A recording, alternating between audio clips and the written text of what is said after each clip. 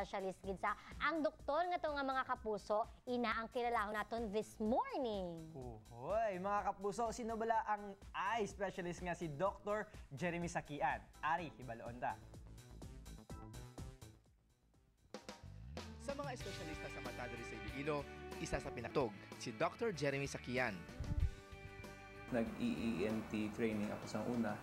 So, sa nakita ko, may mga mixed lang may mga pasyente sa may mata, sa may mga ear, nose, and throat. So, after a while, daw ka-interesting bala sang pag-treat mo sa mga patients ka may mga eye problems. Although, kung makita mo, gamay lang na siya nga parts ng aton nga lawas, pero damo gali sa mga disorders o mga diseases nga pwede pa naton matun-an.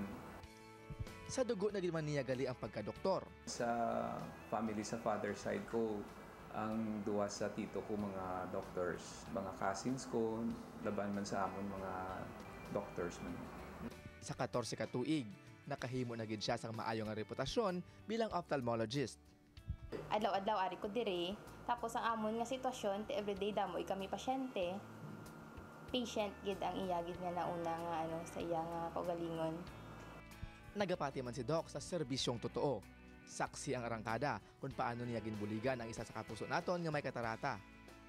Kung anong ilang ginabatyag or anong ginapangnauna, daw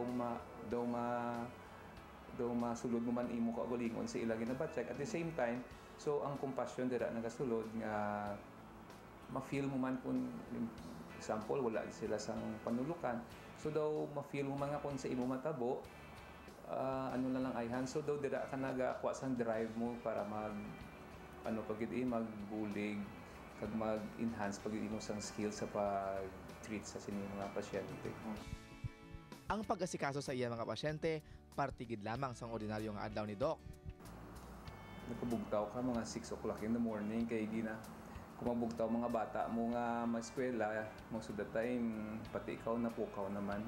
So after sina, mailis ka naman, upod sa ila, tapos mamahaw. Kung ano oras ila pagdulong sa eskwelahan, ikaw man dulong Tapos after sina, diretso ka na sa hospital kung may operation.